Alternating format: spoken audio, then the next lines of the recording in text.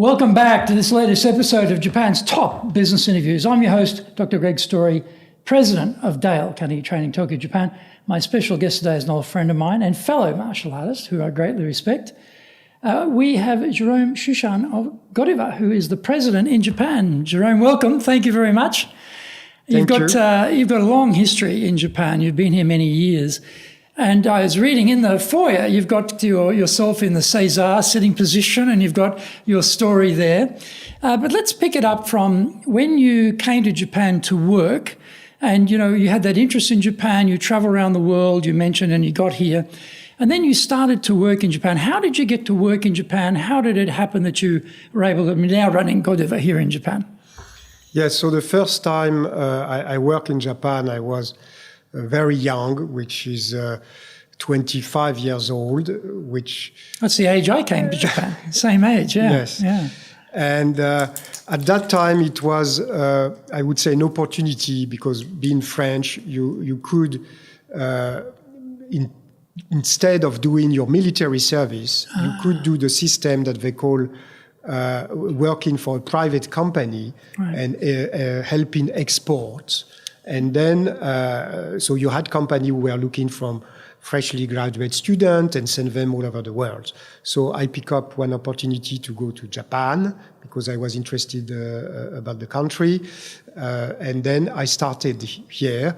And at that time, it was in the jewelry business. And it was really, there was just a small office, a kind of startup thing, which was, for me, a really adventure because completely new country, do not speak the language, and do not have any team to help me or to guide me.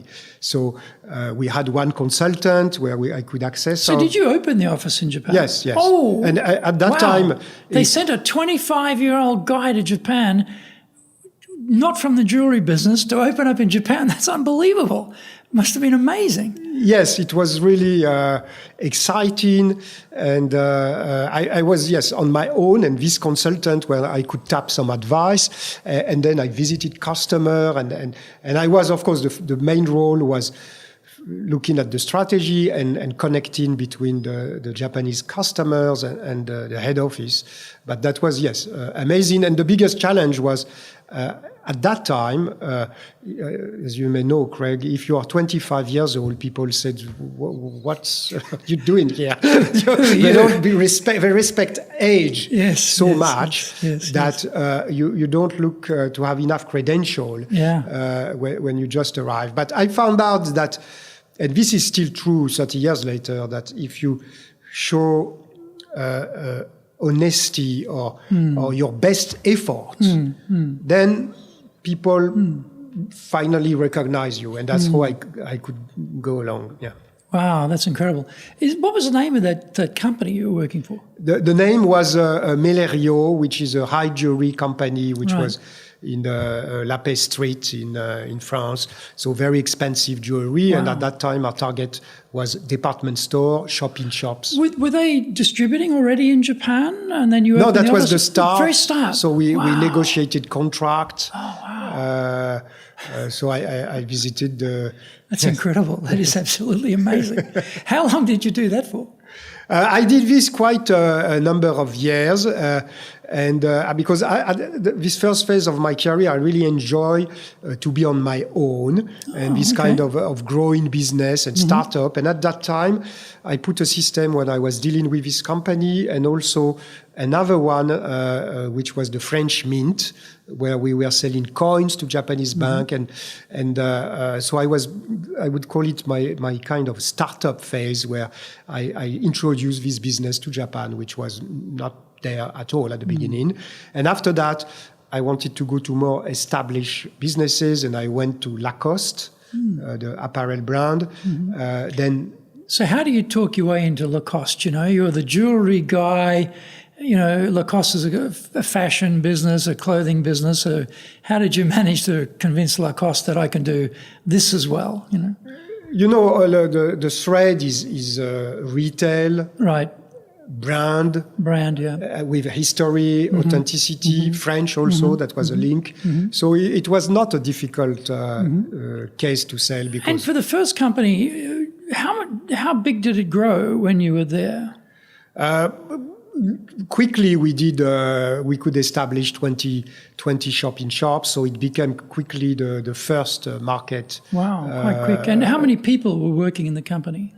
Oh, it was a small-size company, less than 100 people worldwide. So it was a small. But in Japan, how many? In Japan, I told you, I was alone with a. You're running 20 shop-in-shops? Yeah, through partners. You know? Oh, with partners. Okay, Yes, right.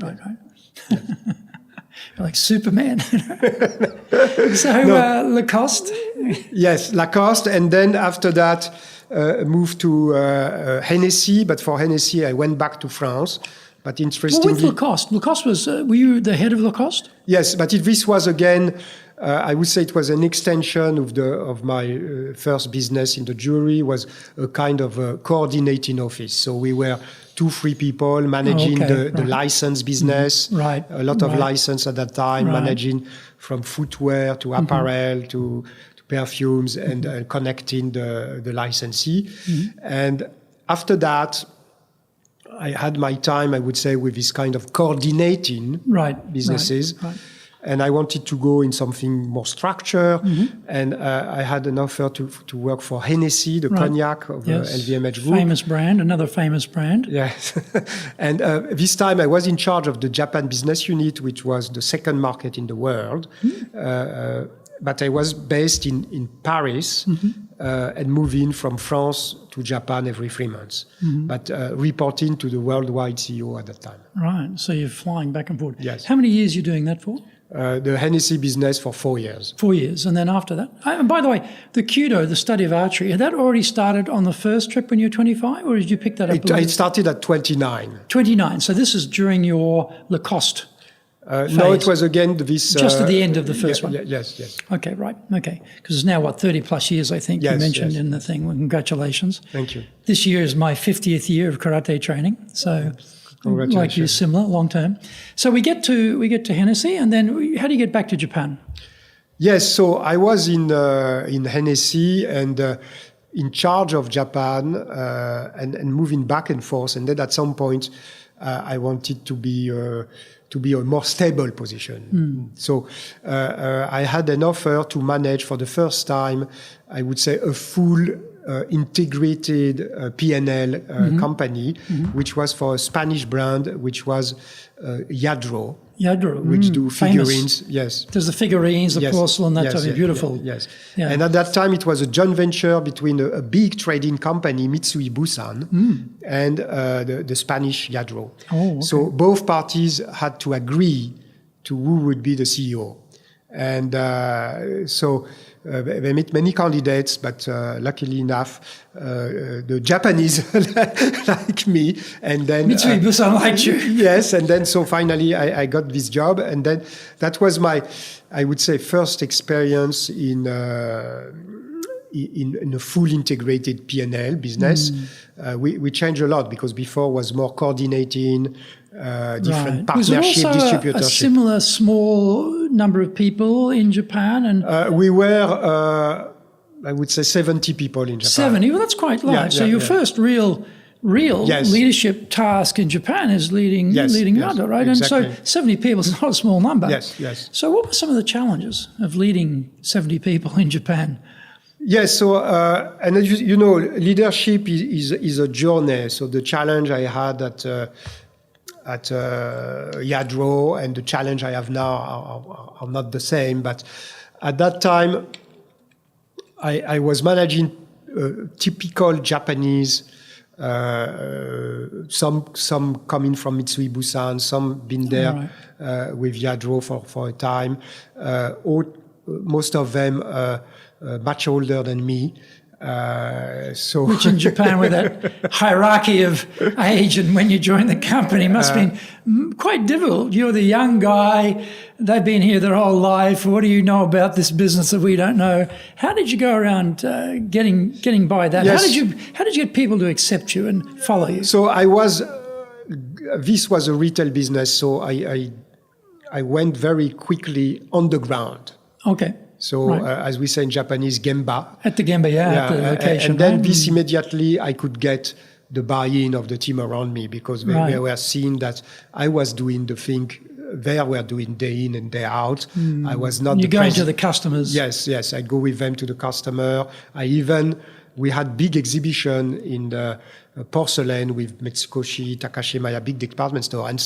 And sometimes of the big exhibition, I was there myself even selling pieces. Oh, in the exhibition. Yes. Right. So, and this was a real trigger because people said, oh, he's helping us to sell. He's selling pieces himself. Wow, yeah. So this gained immediate and trust. by this time, your Japanese must have been pretty good by that time too, to be able to sell to consumers. Yes. That's a big deal, right? Yes. And I think you remember telling me we had a previous conversation that you had a very radical idea for a type of figurine they could do in Japan when you visited a department store and you saw look at this, a Japanese samurai type of thing for Kids' Day, that type of thing. And you had that idea to do something quite new. Yes. Which hadn't been done before. So talk a little bit about that, because it's one thing to have an idea, that's good, but it's quite another thing to convince the company to make it. It's another thing to convince the Japanese in the business that it's a good idea and we should do it. So that was an innovative idea on your part. Talk a little about what it was and how you got the buy-in from the home side and also from the local team. Yes. So first of all, the Yadro business is in figurines. And who buy figurines? Who wake up in the morning and say, I want to buy a figurines? Not many people. So, and I was also looking who are competitors. I could not see any brand who were competing. So that was very stressful, because if you work in cars, you have many car manufacturers. If you work in chocolate, you have many. In pizza, you have many. But in figurines, we were pretty unique. And then I start to look in Japanese culture. Do they have figurines? Something that you put on your house or your display? Do they have something like that? And I find out that they have it. And it's called the Festival of the Girls, Hinamatsuri, or the Samurai, for the Gogatsu Ningyo, for the boys' day in May. And then this was figurines. The boys were a kind of either helmet or people in armor, or the girls in kimono. And this was mainly made in tissue. Right. And I said, but these are exactly the same business we are in. A nice things to celebrate a happy occasion and to display on your house, and it should be of good quality. Then I thought, why not make it in porcelain? Because Yadro has some sculpture, some artists, they could do any type of pieces. Then I brought this idea to the headquarters, and they were, I would say, open, and they said, okay, how many could you sell? So just to wind back a bit, did you talk to your team about this idea first, and then you went to see the headquarters, or you thought, I'll go to headquarters and sell it to the team if I get permission? Which way did you think to go? No, first was with the team, yes. Okay, yes. And how was their reaction? Because, they're Japanese. They've grown up here. They've either had Hinamatsuri, the girls' day, or the boys' day. They've had those, typical, figurines in the Japanese style. So it's sort of like a set piece for them. How was their reaction to that idea? At that time, I would say the Yadro Japan company was a very traditional. It was 20 years ago, maybe. So 15 years ago. Then the president say something, the team say, oh, yes, it's a good idea. Well, that's handy. That's very good. That can so be a I bit of a didn't worry, have though. so much pushback because at the beginning I didn't put a target on big number on that. So it was okay. And Yadro was well known for doing many different type of figurines. But the most difficult was the department store buyers who said, this festival of boys and girls are typical Japanese occasion. Why a Spanish brand who would do that would interest consumers? It's like if a Spanish do sushi, we will not be interested so much. So they struggle with that. They said, we want something from Europe, we want something, team which are Western culture, why you want to do something Japanese? And so the buyer were the more most conservative. Conservative. But our business model was on consignments, means we have our product, we put on our store so we can decide what we want to have. So we said, okay, anyway, let's test it. And it worked very well with the consumer. Yeah, I'm sure. I've seen those. In fact, I've got them in my house for my son, Boys' Day. I've got the whole routine there, the whole armour and the figurines, and they're very well made. They're very beautifully done, and your product is extremely well made at that time too, Yado. So yes. I can see it be acceptable. And the consumer, they like the convenience of it, because if it is on textile, the traditional Japanese, then it becomes dirty, difficult to maintain, and this one fit very well with a modern lifestyle. So this is a big learning. That was a big learning for me in this market, is that the consumer is much more in advance than even the trade. Right. So you have to find a way to go directly to the consumer and get insight for the consumer. So for me, you mentioned about leadership. It's one of my way is to try to find hints from the consumer themselves, because that's where come innovation. And also, you said you went to the Gemba, you went to see the clients, you looked in the department store, you saw what was going on with your own eyes, as opposed to sitting on the top of the structure and having people filter stuff up to you. You're actually making your own judgment, getting your own stimulation. All these guys have been working for the company for how many years? None of them thought, wouldn't it be a great idea if we did something traditional Japanese for Boys' Day, Girls' Day, with our technology and our artisan skills? But you came up with that. How many years you were at Yado? I was there 5 years, I think. And then what happens after that? Then after that, I was interested in finding a product which could sell to more categories of people and more categories of occasions. Right.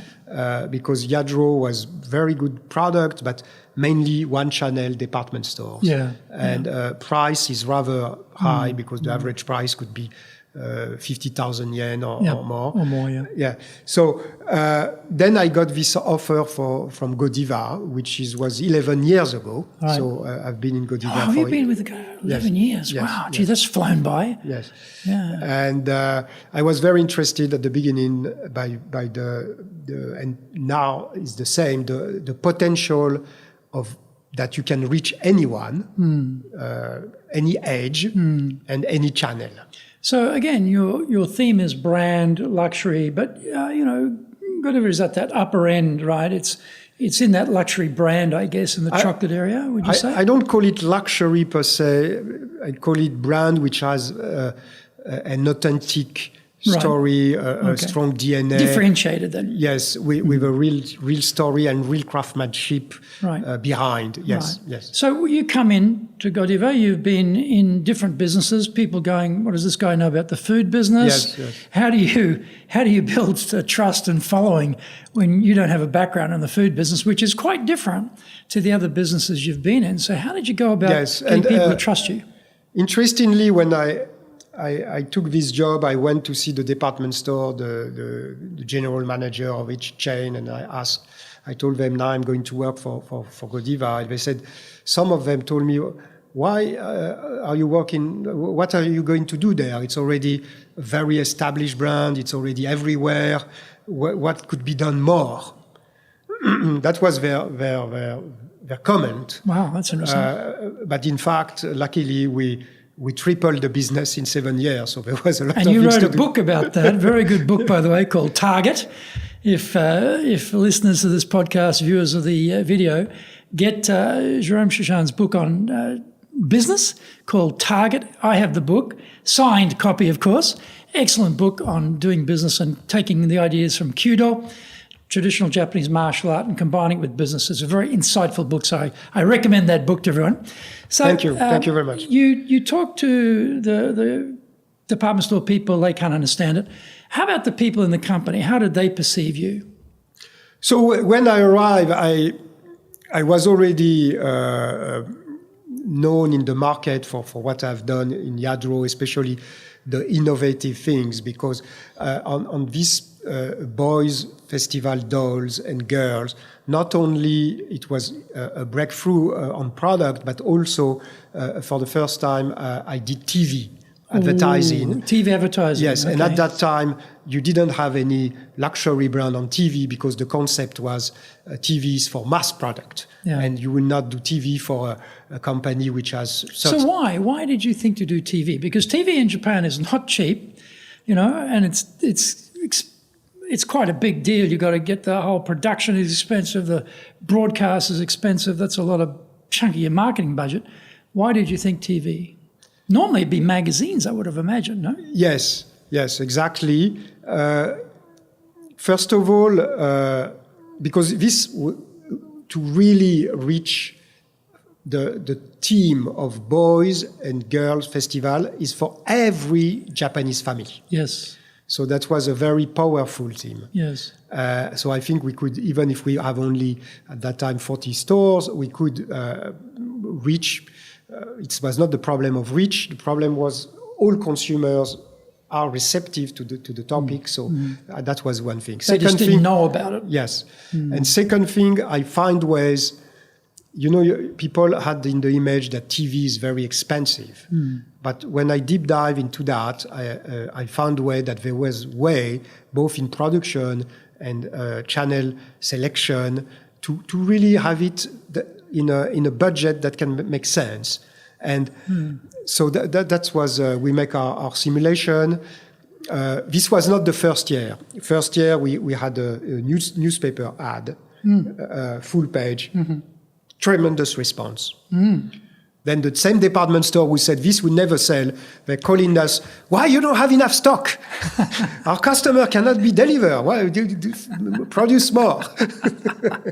So you see, that's a problem, right? So that was the same. We were selling. Who would buy that? Yeah. Then after that, we think, okay, we have a lot of momentum there. Let's try TV. Yeah. Yes. So we're coming back to Godiva, and they realise you've been creative in your previous work, so you've come with some credibility because it's a similar department store is also one of the locations for sales, I guess. So how did you get the team engaged? You had let's talk about your very, very insightful and a very innovative idea in running a full page, full colour, actually double page, in the Nikkei newspaper, most prestigious financial newspaper, full 2 pages colour on the giri choco, the obligatory chocolate gift you have to give to your boss at a certain time of the year. We'll talk about that in a minute, but that comes a little bit later. But take us through how you started to get your team involved and how you started to develop ideas. And that particular idea, which was, I told you, I'd salute you on that idea. I thought that was absolute genius. But let's get to that. Yes. How did you get the team behind you? When I arrived, the business was at a plateau. Okay. Flat. And they had at that time a lot of pressure from the head office saying you're not innovative enough, you're not good enough. So there was this kind of pressure from the headquarters. So when and they were looking for someone, and they had one leader which was stay not so long, and then it was an interim position. So there was a need of someone as a leader, stable. So when I arrived, I would say, good circumstances that they say, okay, now we have someone, he knows Japan, so that will ease the pressure they had from the headquarters, because at that time the headquarters started to contact directly every leader of sales or marketing and so on. So there was this I would say, first I know Japan, first I speak the language. Third, I was in the gifting business, even if it was not food. So all this helped to get engagement. And after that,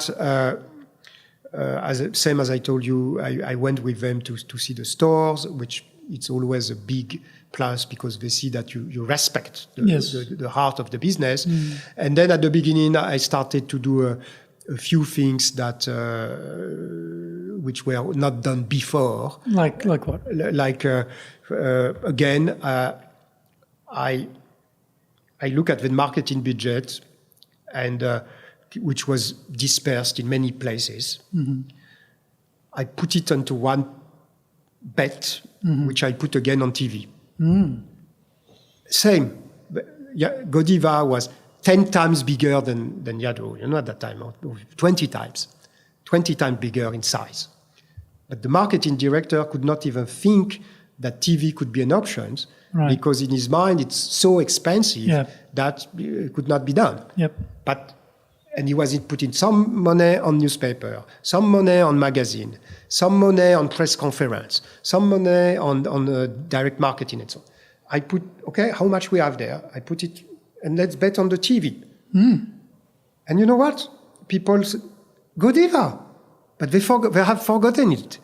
They see it on TV. It looks like new to them. And it's tremendous effect. So the what I had in Yadro was multiplied by 25 because the network, the store, the brand awareness.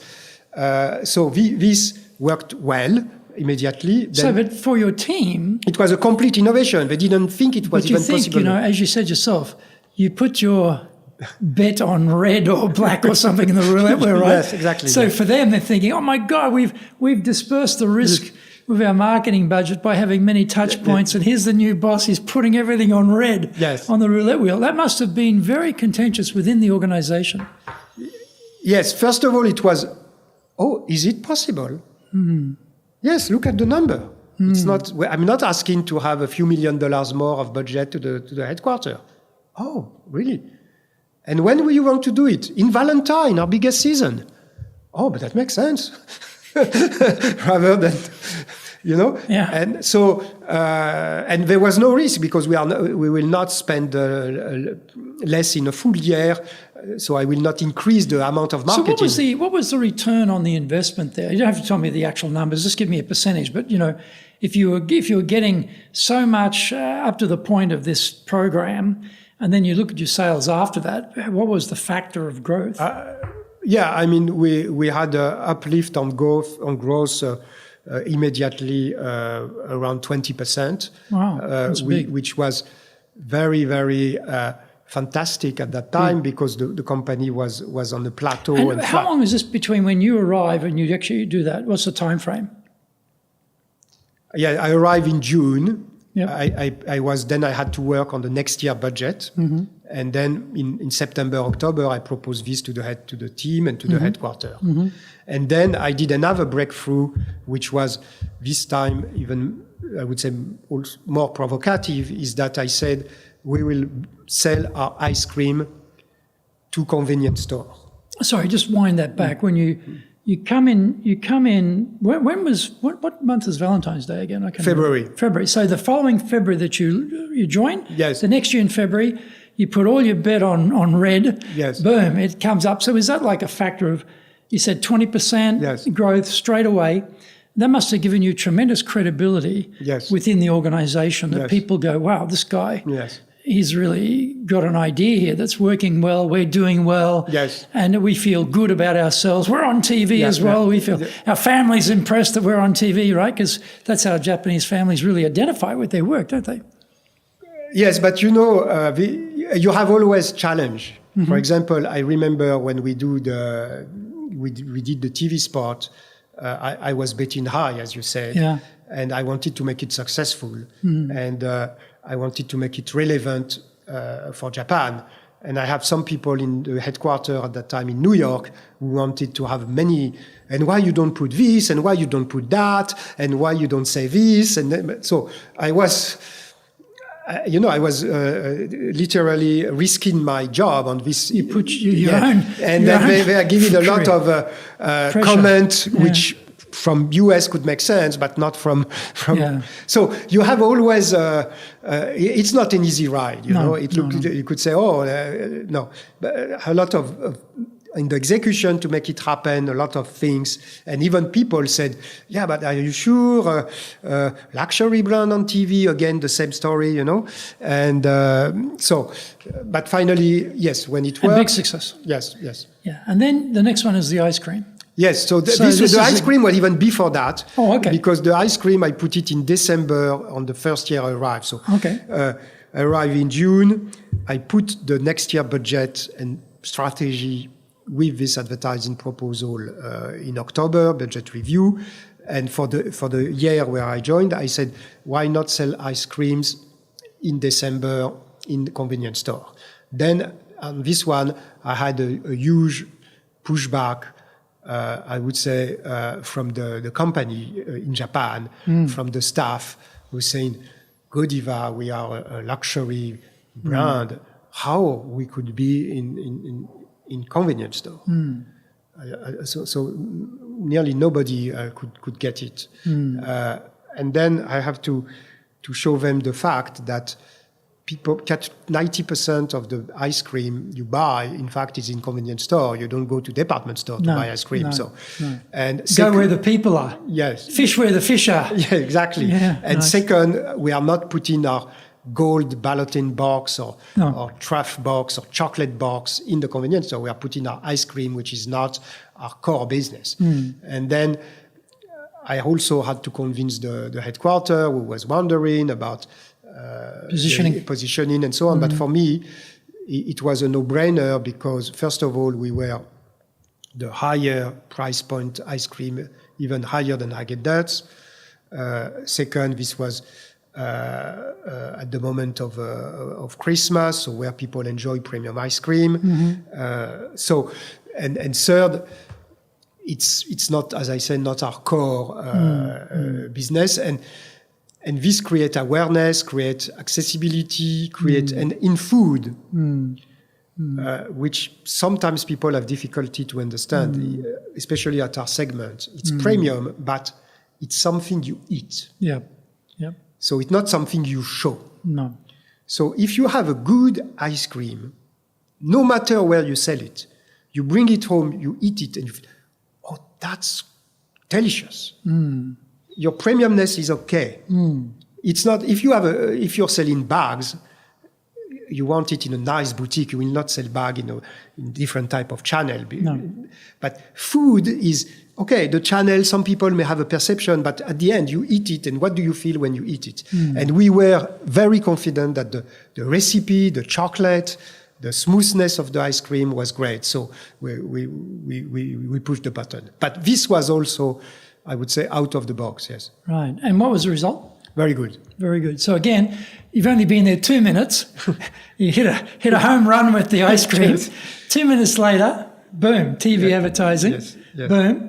So by this time, people are looking at you like you're a wonder boy here, doing a great job. Talk about the Valentine's Day and the Giddy Choco advertising. Was that in the next year, or was that a couple of years later? No, this was, I think, in 2017. Okay.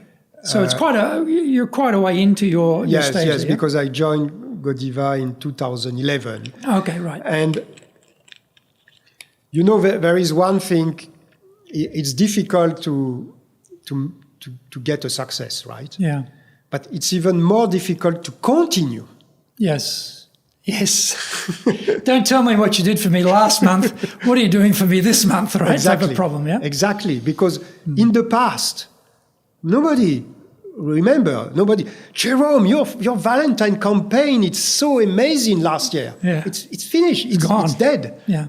It doesn't, it's like a soccer player. Yeah. You strike goals, but you had a bad match, and then people don't remember that you strike 3 goals in a row 2 months ago. Yeah. So that's as you said, the beginning of when you stay long in a company, at the beginning you have to establish yourself. Yep.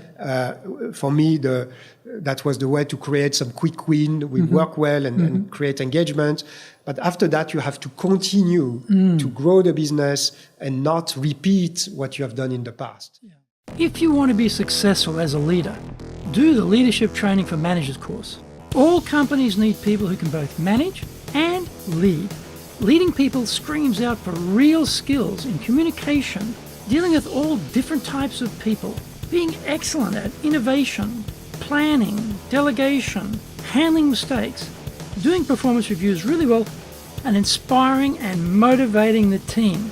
Do the Leadership Training for Managers course now in either Japanese or English.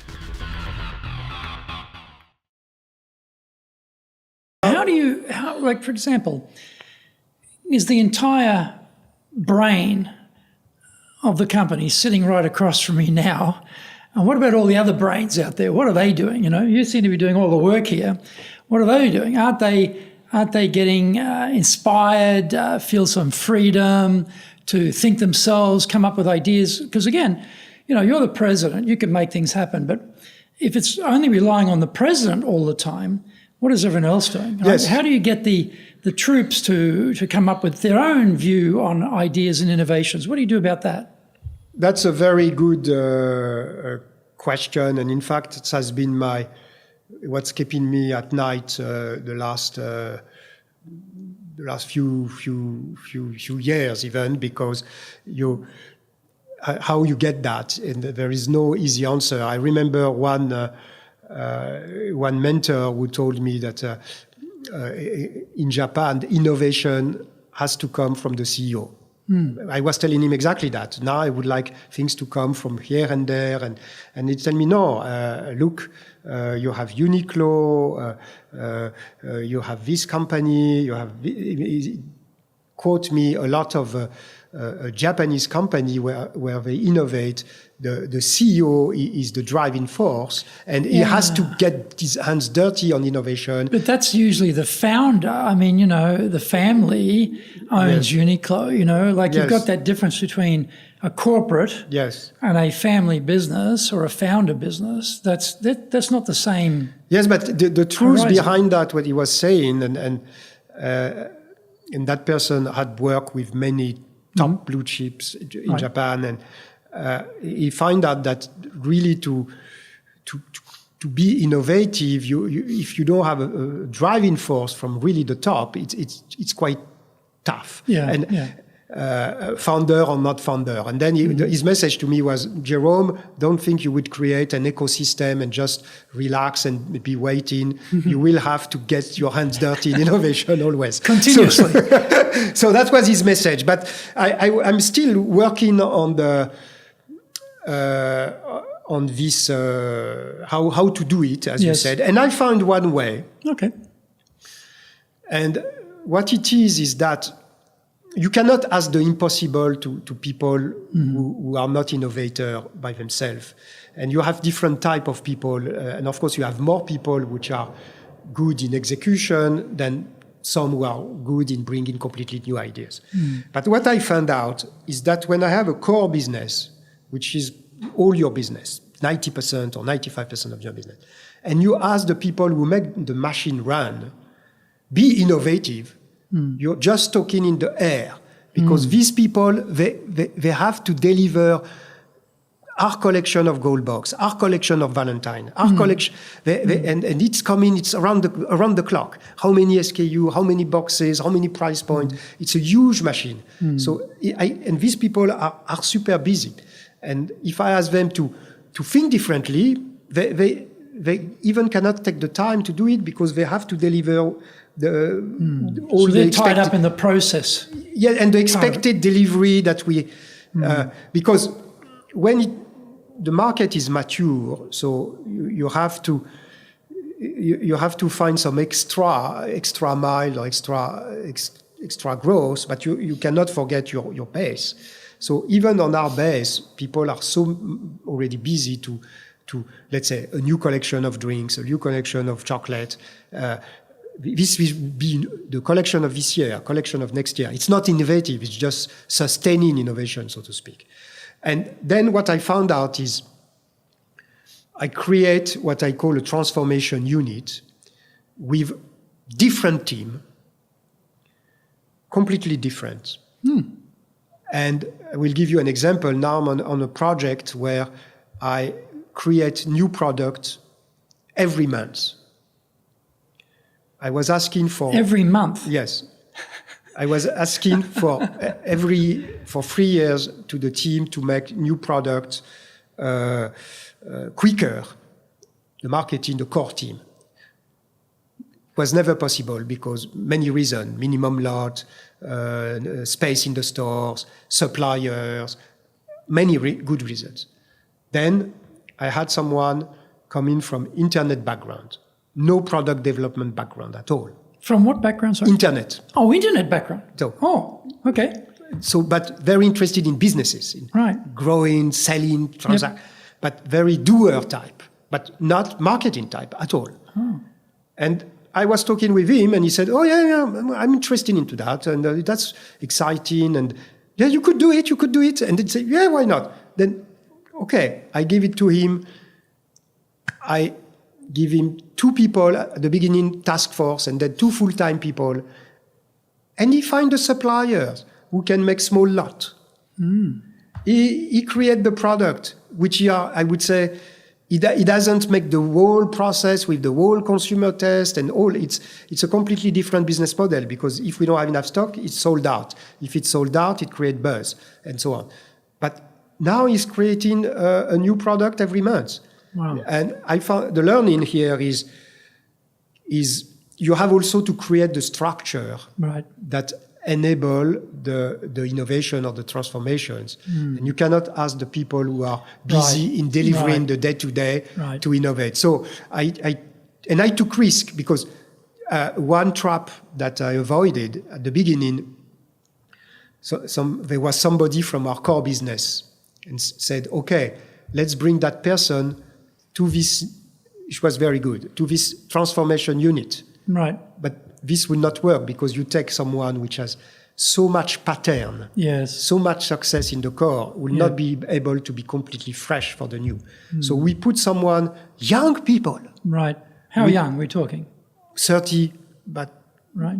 Early 30s? Yes, early 30s. But they were in the hierarchy, they were not creating anything themselves, they high potential, and now they express themselves, they're very excited and they move, and the internet leader gave them delegation, and I found they are creative. Wow. So the structure is important also.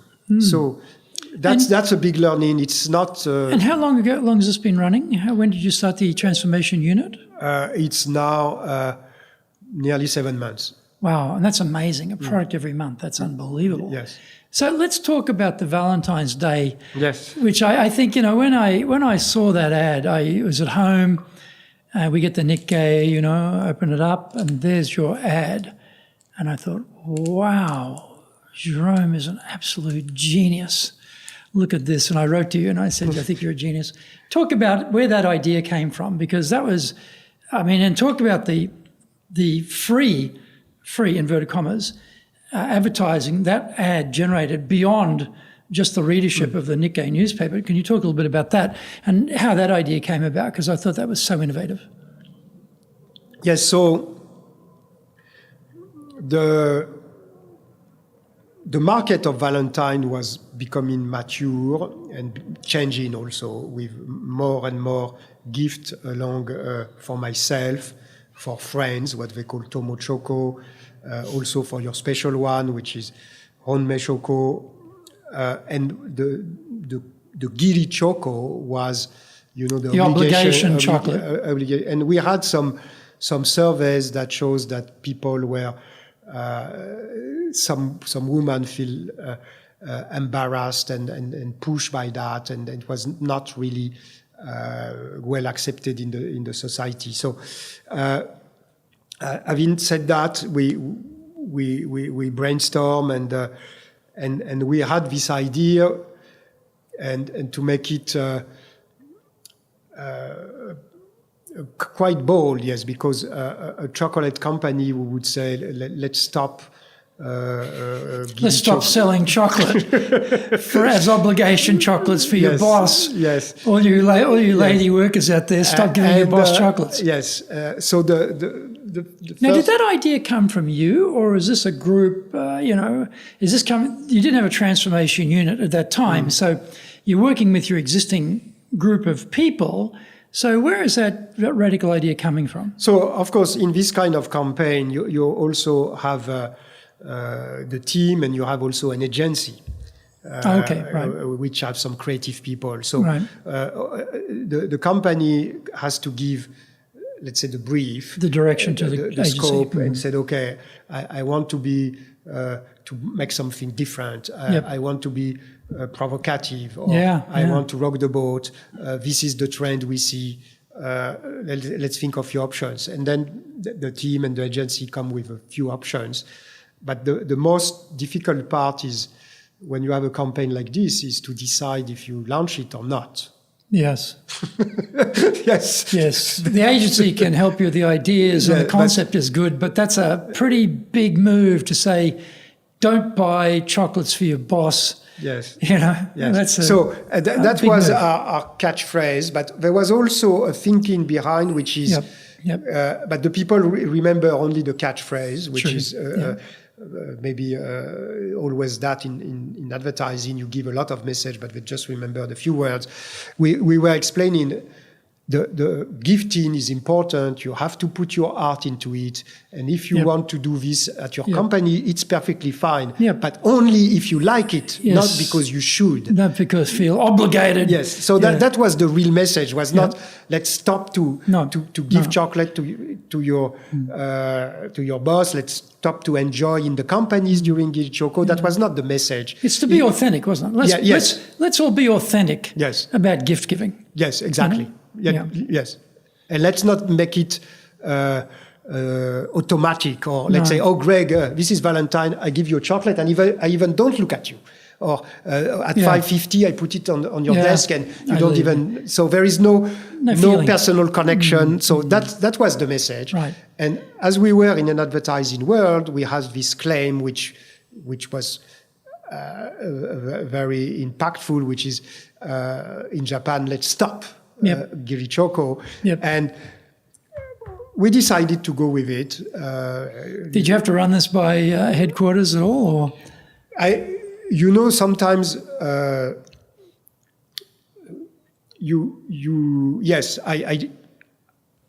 when you have an headquarter, you have different level of people, and you have different level of explanation. So on that one, I decided to inform someone, but not make a full presentation, and present it like a good, interesting angle to go, especially in a market which is mature. And we will do that, by the way. So, and the person, okay, why not? Yeah, so I protect myself internally by this, but I didn't make a big pro and cons and big things. By the way, we're going to create an outrage. We're going to have lots of Japanese Girichoko competitors complaining about us, and it's going to be a huge furor in the media. Yeah, so I didn't go into that at all, but myself, as an internal dialogue, I was hesitating until the last moment. Oh, really? Yourself? You were thinking this is all on red again? Yes. Does it make sense? Should we do it? Why we do it? And so on. And we do it. It worked very well. And as you said, the buzz on the TV, I would estimate it's maybe $20 million, because it was in all morning show. Yes. All morning show during the 10 days. And then the TV start to make polls in the street. And are you against, or are you... Really? How great is that? Are you... for it or against it? Yes. And plus the social media buzz as well is enormous range. $20 million. I mean, double page, what is it? Color, Nikkei, what's that? Is that 6 million yen? What is it? How much is that? Yes, at that time maybe a little higher, because now it's going down because of the newspaper are struggling. But yes, it was maybe 7-8 million yen, means $70,000. $80,000, right? For a $20 million return. Pretty good. Yes. Pretty good investment. Yes. And even it went worldwide, because it was in all Southeast Asia, and so that was quite something, yes. So again, the team's looking at you like, wow, Wonder Boy, he does it again, So, and on that one, interestingly, some women, which I don't work directly with them, that's not my direct report, came to see me and say, oh, Jerome, thank you that's great. That's a great message. We are very happy. We are very proud to work at Godiva because, sometimes we are forced by our boss and you give that. And for us, that makes something. So the women here were not thinking of the business impact, but even the meaning of it and what Godiva stands for. This has a very good impact for our female employee, and which we have 90% of our staff is female. So right, so that's a massive boost. Speaking in public means our personal and professional brands are on show. Let's make it a total success. Japan Presentations Mastery is the Bible for presenting in Japan. This is the most comprehensive collection of experience and insight on presenting that you will ever need. Don't work it out by trial and error. Buy Japan Presentations Mastery and learn how to be confident, clear and persuasive. Buy Japan Presentations Mastery now.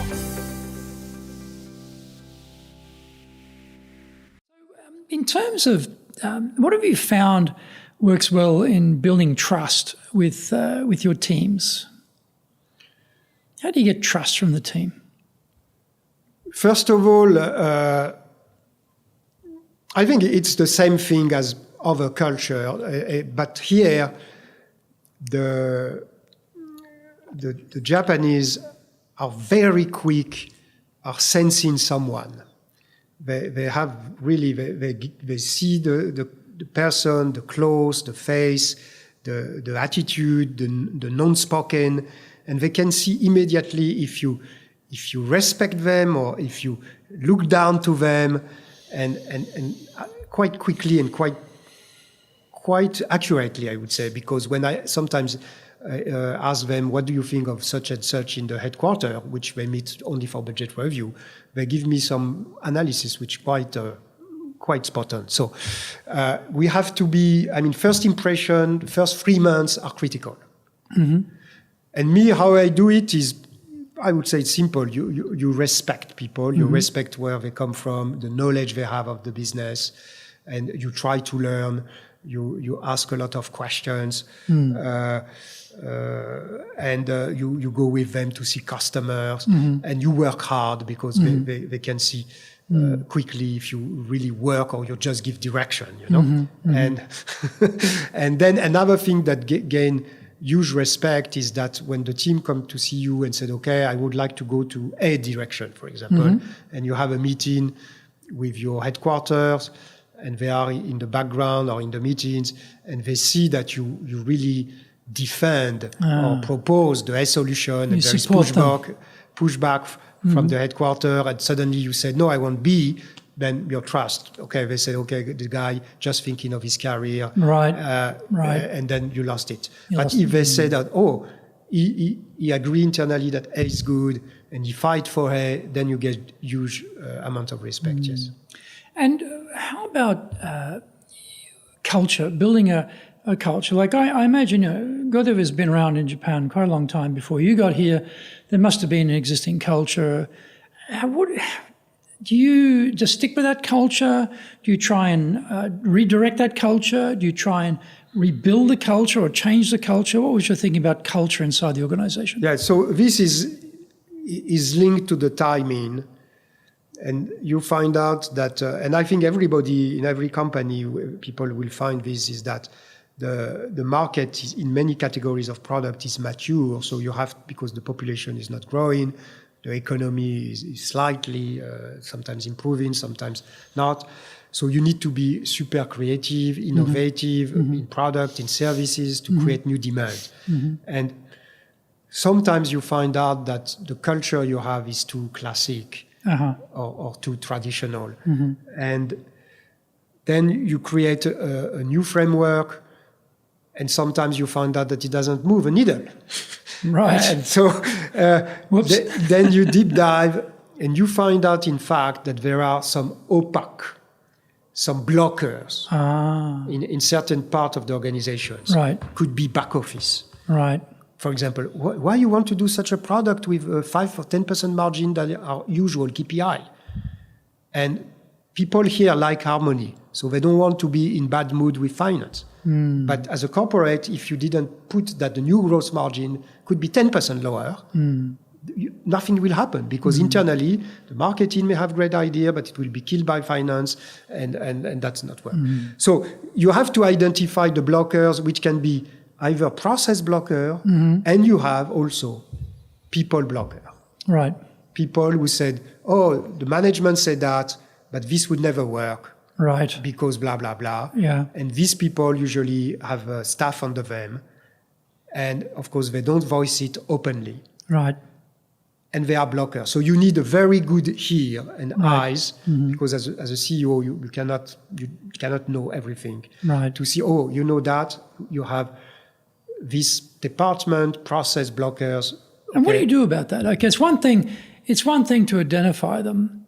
It's another thing to do something about it. It's like I found in Japan that I don't understand. I don't understand is actually a code word in many cases for I perfectly understand, but I don't agree. Yes. But I'm not going to tell you I don't agree directly. I'll just say I don't understand. So, okay, you find that out. Oh, okay, I understand I don't understand is code word for I don't agree. But still, what do you do about it? So what do you do with those blockers? How do you get around that? So for us, we did a massive work on what is called mission, vision, and values. And we say now this is the values that we believe in. And there are 5 values. One is happiness. One is quality, because we do quality things. One is pioneer, which was quite new for us, for a lot of Japanese to do something new that did not exist before. And one is growth. And growth as a value for yourself, the individual, but for the company. And you may be surprised to hear that, but I had in the company a lot of people very proud of the premium image of Godiva. Yep. More attached to that than the growth of the business. Right. That was the hidden blocker cultural. Right. People said, I want to be sold in Mitsukoshi Nihonbashi. I don't care if we sell... If we lose money, as long as we're there. Yes, and if we sell more by being in a shopping mall, or I want us to be premium. Because my self-importance or my own ego is attached to the image. Yes. And my family respects me because I'm in this luxury, high-level brand rather than being seen in a conveni. So, and they never voiced that openly. No. And you find out, that's why when we have this value of growth, as a company value, it's, if someone said a project does not bring growth, it doesn't work. So it's open, it's crystal transparent.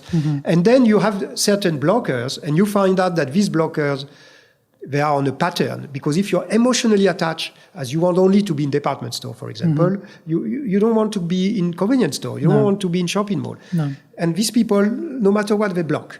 But then you have, we make them a coaching on the values. We find them 2 or 3 times that they did not follow, or they're always in the meeting on the negative side without proposing a counter proposal. And people finally do not dare to speak because they know that so-and-so will kill them. And so-and-so has maybe 10 years of experience in the company. So they are very respected. And then after that, you have to make the tough choice. Right. But if you have a framework with clear vision, values, and you find out people which are off of that, then you have a frank conversation, they continue, then you move on. That's how we do it. So it's not, so we try to be transparent, direct, but with a framework, and it's a lot of work. It's not, you don't do it in one day. You need a full support from the HR. As a CEO alone, you cannot do it. But it's a lot of, it pay off. If you're going to give some advice to someone who is being sent to Japan to run an organization here, what would be some hints you'd give them on how to be successful when they get here? I think first, the first 3 months when you arrive here are critical, because that's where you get your first impressions. And that's where you will see how people perceive you or follow you or not. So I would say, first of all, try to learn the business the quickest you can and go and visit customer with your team. Whatever business you are in, B2C or B2B, go with them. This will give, even if you don't speak a language, you take a translator, it's fine. This will give a message, oh, the CEO care about my job and our business. That's point one. Point two is ask a lot of questions during these first 3 months to get your view, your opinion on the business. And number three is to show that you can also decide and say yes or no, because they want the leader to decide and make the business moving, because you have many leaders where they don't decide and then the business gets slow and then so I would say these 3 points. I mean, the definition is always giving a positive way to go or future to the organization and the people. So you want to go to see a leader which give you hope or give you way to go. So that's where you always have to be optimistic, resourceful, positive about the business or the situation you are in, so that people look to you for a potential solution or potential way to go. That's what I would say.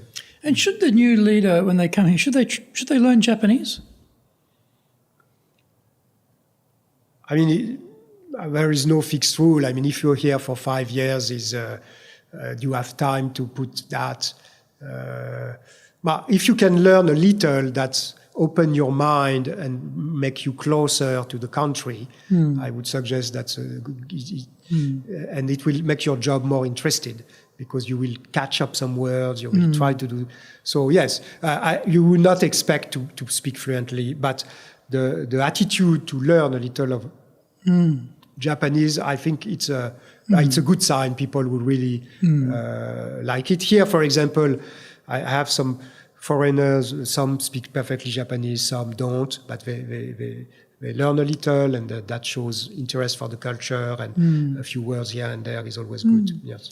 And what about, you wrote your book in Japanese first, you wrote the book Target in Japanese first, and then you had the English translation done, I guess, or you wrote it in English. I'm not exactly sure how you did it, but what was your thinking there? Why did you decide, you've been studying Kyudo now for 30 years, to have that concept of I can relate the things I'm doing in Kyudo conceptually to business and hitting targets? How did that come about?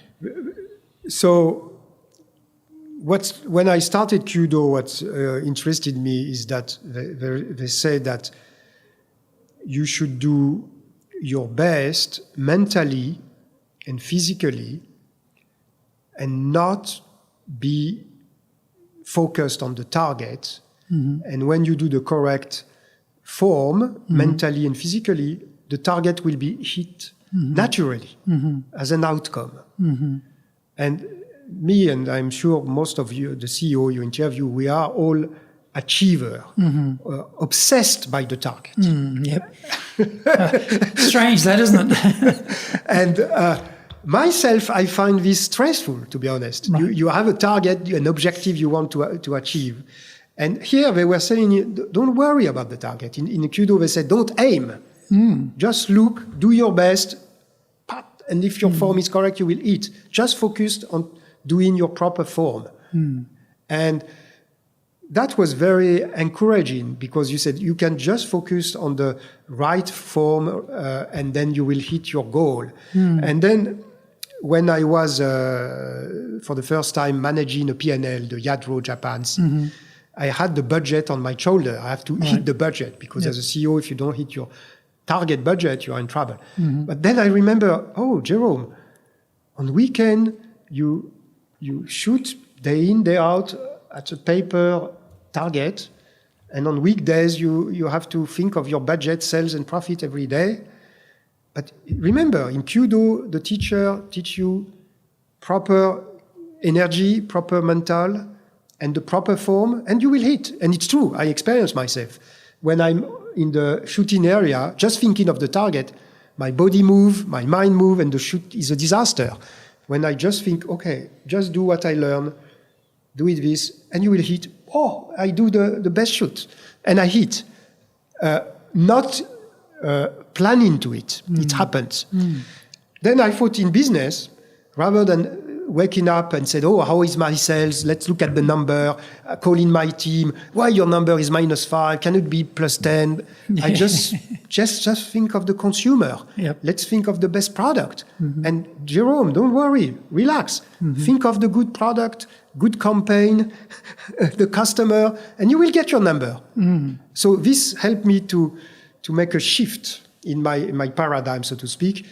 So as we say in Kudo, right shooting always result in a hit. Right. So I was started to think, what is right management? And in my office, I have this 4 ideogram, Seisha Hichu.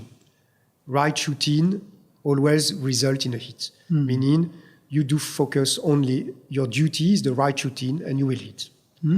So that's because, it's a pretty clear metaphor, right? The target, it's what you desire, you want to obtain. Yep. And before that, it's what you do, how to do it. And the how to do it is the key. Yeah, I really enjoyed your book, I have to say. I really enjoyed it. It was such a fresh take on thinking about business too. I love that. Well, thank you very much. Thank you very much. As always, Yes. we have occasions we get together for lunch, not for a long time, we should do one, and catch up. It's always pleasurable to talk to you and find out what you're doing. So join us again for the next episode of Japan's top business interviews.